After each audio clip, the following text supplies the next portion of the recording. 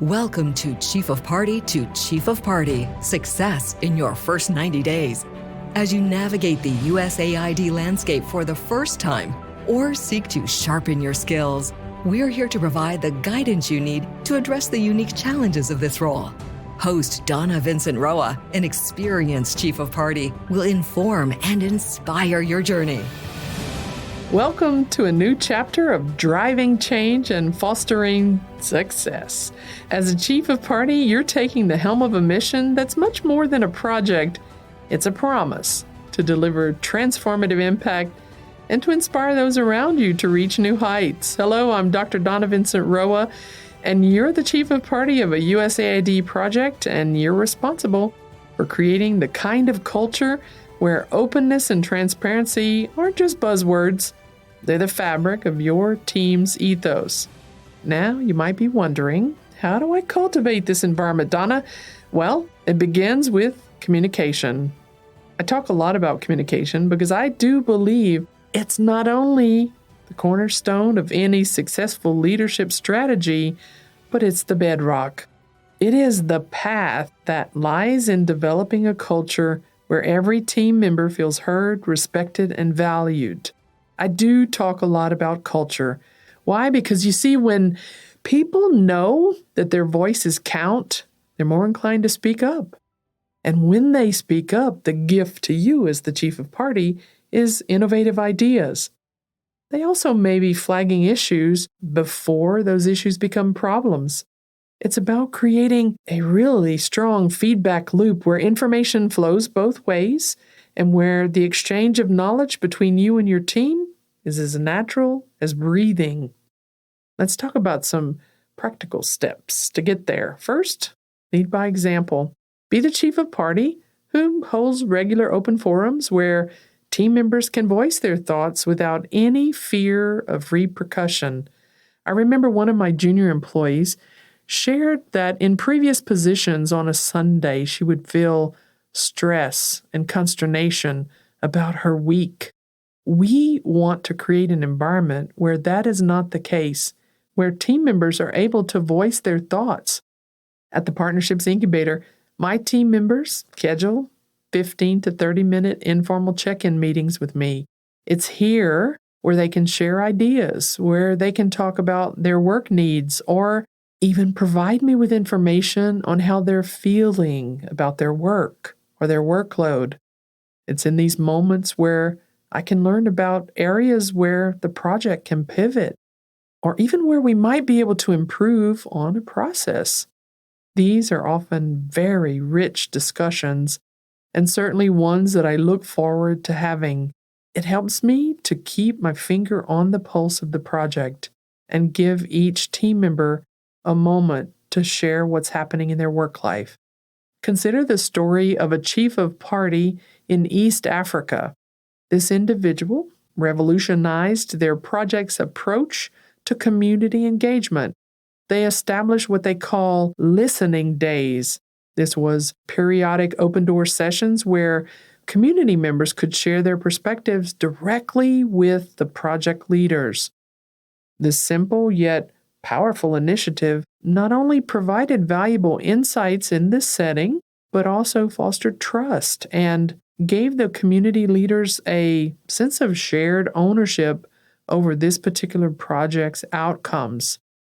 You also, in your project, want to harness the power of transparency. You have a chance with all of your stakeholders to share your project's goals, to share the challenges. And as I've mentioned before, we need to share our successes. When your team understands the bigger picture, they're more likely to be invested in the journey and committed to achieving project excellence. Now, transparency goes beyond sharing information. It's about being honest about the hurdles that you're facing. A Chief of Party once told me that admitting that they didn't have all the answers was the most liberating moment of their career. It actually invited others to step up and fill those gaps. It's a moment of transformation. The project's trajectory was influenced by this one statement. Let's shift the gears a bit to innovation. In the world of international development and humanitarian assistance, the landscape with which we work is constantly evolving. Now, to stay ahead, you need to foster a culture where innovation isn't just welcomed, it's expected. You need to encourage your team to challenge the status quo and to think outside the box, always. The Partnerships Incubator was established by USAID to do just that. We've served as trusted advisors to USAID on a variety of matters, and we've been well placed to guide the agency on a variety of high-profile, high-impact projects where innovation was both expected and valued.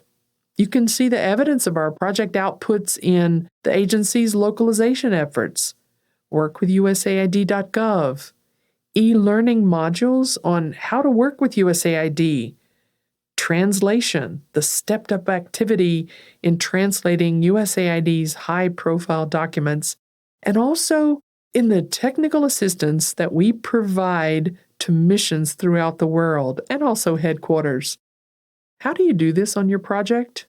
Well, I recommend rewarding creativity and rewarding initiative.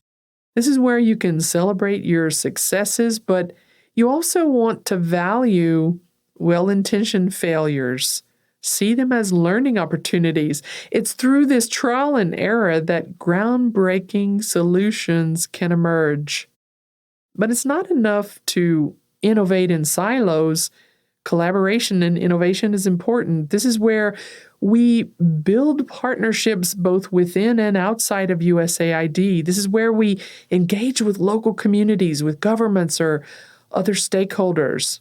It's through these strategic alliances that can amplify your project's impact. Now, let's not forget about measurement. This is where we establish clear metrics for success and we communicate those to the team. When everyone on your project really know what success looks like, it's easier to row in the same direction and to adjust the course if you find that that is necessary. Ask yourself, how open is my leadership style? Do I invite a clear vision and invite others to influence the efforts? Am I approachable? Am I accessible? Your answer to these questions can actually be a catalyst for fostering a culture of openness and transparency. Ponder these questions. Remember that your role is multifaceted. You're a strategist, a mentor, communicator, and above all, a leader who brings out the best in people. Be known for that. You want to embrace this opportunity to make a meaningful difference. As we wrap up today, I want to leave you with a thought. Leadership is not a position or a title. It's an action. It's an example. By you creating or developing a culture of openness and transparency, you're not just leading a project, you're shaping an environment where trust and innovation and progress can thrive. So take this moment to reflect on the culture you want to create. The actions you can take today are going to echo through the life of your project and beyond. Thank you for sharing time with me on this episode. I hope this conversation sparks new ideas for you and reinforces your commitment to lead with openness. Remember, the success of your USAID project starts with the culture that you create and maintain.